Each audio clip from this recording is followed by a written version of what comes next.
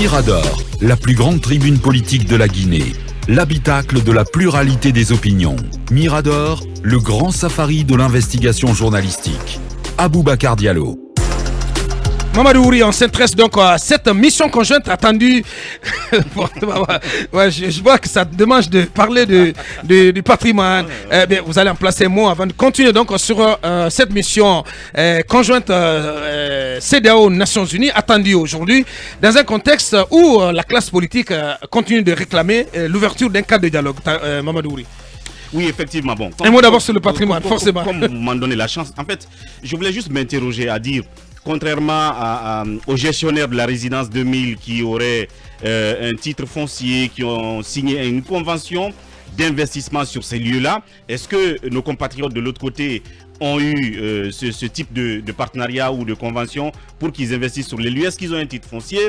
Est-ce que les domaines leur appartenaient? C'est un peu la question qui se pose. Si tout ça n'était pas au goût du jour, ça veut dire que, comme je l'ai appris, c'est un certain gouverneur Diop qui leur aurait donné les lieux et leur dire de mettre quelque chose là, le temps de s'en sortir. Et quand c'est comme ça, j'ai envie que la gouvernance actuelle épingle alors les dirigeants d'alors qui ont donné ces lieux. Oui, mais le pays n'était pas géré, Mamadou. Et sur toute la procédure, c'était la pagaille, c'était la seule pagaille dans ce pays. Sur toute la procédure, c'est comme ça. Sur toute la procédure, c'est comme cela qu'il faille faire. C'était la sarabande totale. Non. Bien sûr. Ne jetez pas le bébé l'eau du bébé. Non, mais si, monsieur.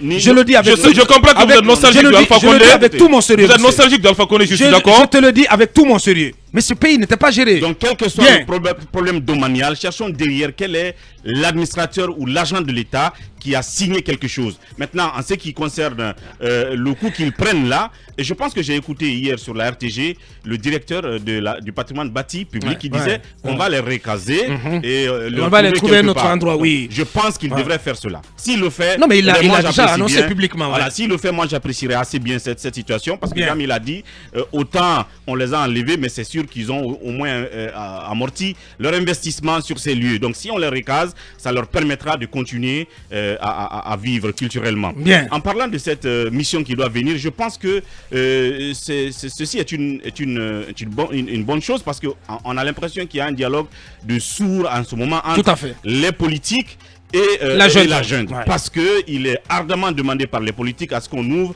un cadre de dialogue qui leur permettrait justement de débattre d'un certain nombre de sujets qui semblent assez dangereux. Ouais. La question des élections, le fichier et tout ce qui se rapporte au processus électoral. Ouais. Mais même la question liée à la Constitution. Parce que les politiciens pensent qu'on ne peut pas débattre exclusivement de tout ça à l'Assemblée sans que eux, hors de l'Assemblée, n'aient la possibilité de donner leur avis et d'échanger avec, si vous voulez, la junte là-dessus. Si on ne prend que seulement la question de la durée de la transition, qui est pratiquement le nœud gordien, n'est-ce pas, de la situation, il faut qu'il y ait un cadre, comme ils le disent, à travers lequel le CNRD et les forces vives de la nation discuteront et s'accorderaient certainement sur un schéma. Et après, on enverrait le sujet au CNT qui le voterait. Ce cadre n'existe pas et pratiquement il n'y a pas de médiateur à l'interne qui rapproche les positions. Tout à fait. Donc une mission conjointe arrive, je pense entre autres sujets à aborder que ce soit pour demander à ces différentes parties de s'entendre et de mettre en place un cadre de dialogue. Serait une très bonne chose. Merci. Pourvu que la junte soit accessible, ouverte et réceptive donc aux appels incessants à tout cela. Donc émis par la classe politique à Kumba, et c'est dans ce contexte que on a suivi le week-end la sortie assez musclée de Sidya Touré donc qui avertit à son tour et qui donc met en garde contre toute tentative d'exclusion des politiques pour cause d'âge avancé. Oui, mais rapidement, j'aimerais placer un mot en ce qui concerne le cas des espoirs des Corinthiens. Très bien. Ça, non? Même quand l'occupation s'est effectuée de manière illégale, quand quelqu'un a valorisé un domaine, il y a des préalables à remplir avant de le faire déguerpir de là. Je dis cela parce que je n'ai pas le temps de regarder tous les termes du contenu du code foncier et domanial pour revenir là-dessus, mais je pense qu'on devait y mettre de la forme. Est-ce qu'il y a une décision de justice? Je n'en sais absolument rien, mais s'il n'y a pas de décision de justice, je pense que les déguerpissements actuels sont tout simplement illégaux. En ce qui concerne la mission internationale qui doit venir en Guinée, je vous avais dit ici que la communauté internationale cherche des alibis pour pouvoir peut-être intervenir de la manière la plus croustillante en Guinée. Aujourd'hui, des acteurs politiques et non des moindres ont comme compréhension d'un agenda de la junte qui pourrait toucher à leur intérêt.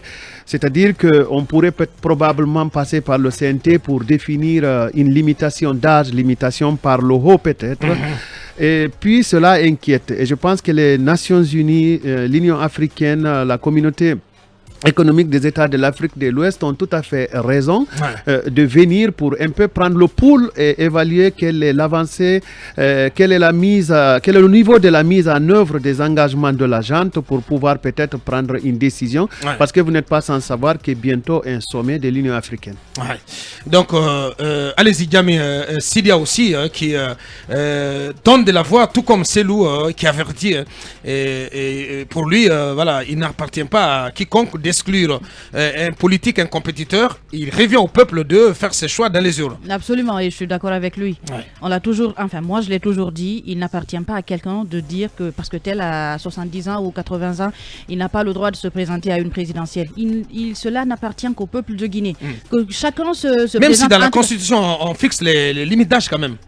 Pas forcément. On ne peut pas. Non mais pas forcément. C'est justement pour cela. Non mais fixe les limites d'âge dans une constitution. Qui sont en train de pour participer à une compétition électorale. Je sais pas. Justement, il ne faut pas fixer ça dans la constitution. Généralement par le bas. Généralement par le bas. Par le bas, oui, pas par le haut. 35 ans, à partir de 35 ans. Merci de la précision. Voilà.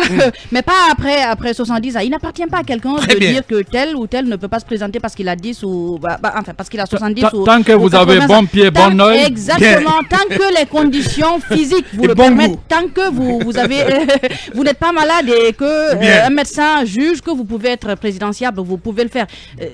Sidia Touré est en train d'abonder dans le même sens que Selou. Selou est celui qui est le premier. Pour le moment, on sait que ce sont les deux candidats les plus en vue. Les plus en vue. Et les plus âgés aussi. Oui, les plus âgés. Bien sûr. Forcément. Et là, ça n'a pas parmi les plus âgés. Non, mais Sidia est le plus âgé. Oui. Sidia est plus âgé que Selou. Très bien.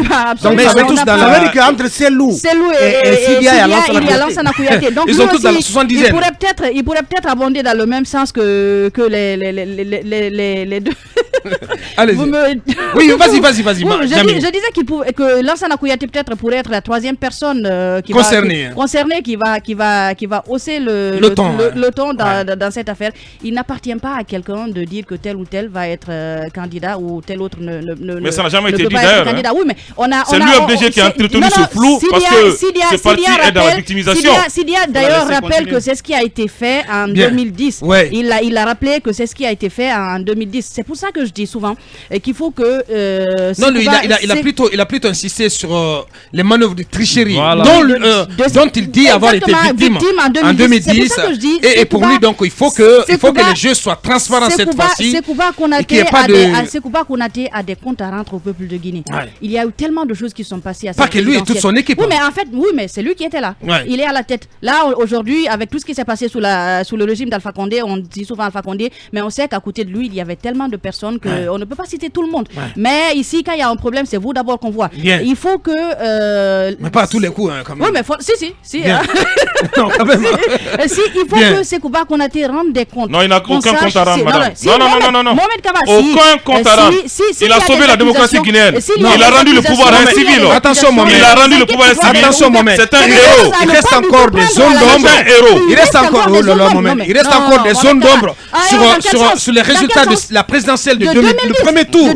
Parce que Sidia Touré continue d'insister. Qu'il a été écarté. Qu'il a été victime. Selon lui, il a été éliminé du second tour.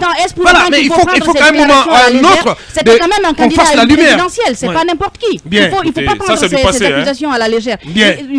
Mohamed Kaba, je le dis encore, Sekouba Konaté a des comptes à rendre au peuple. Merci. Qu'est-ce qui s'est passé pendant la présidentielle de 2018? Merci, Jamy. On le sait. Mamadou, il y a une minute avant Talibé, s'il te plaît. Elle dit qu'il y a des comptes à rendre, mais accepte ça. Bien. Elle n'a pas la justice. Allez. Ça non plus.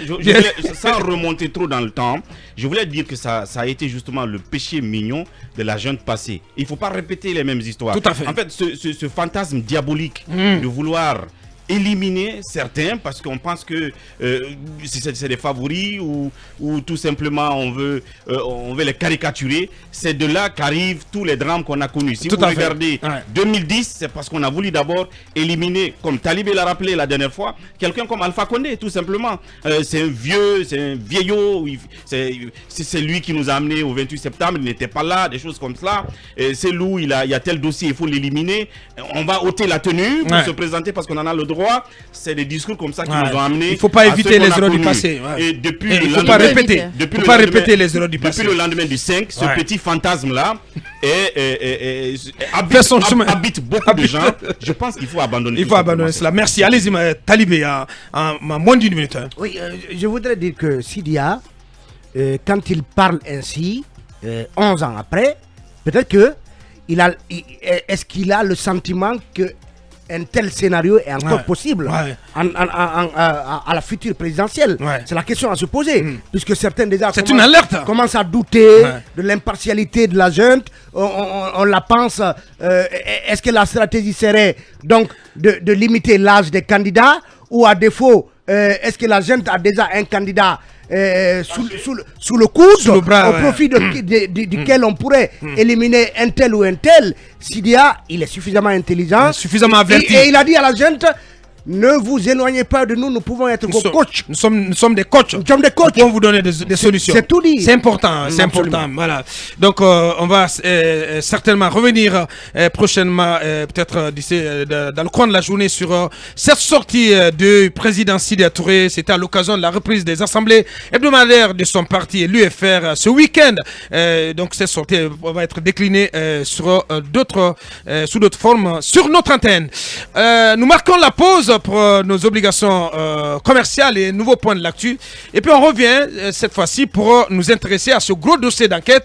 Tout savoir et tout comprendre sur cette affaire Affinor BCRG. C'est à suivre dans la deuxième partie avec notre enquêteur en chef, Akoumba Diallo.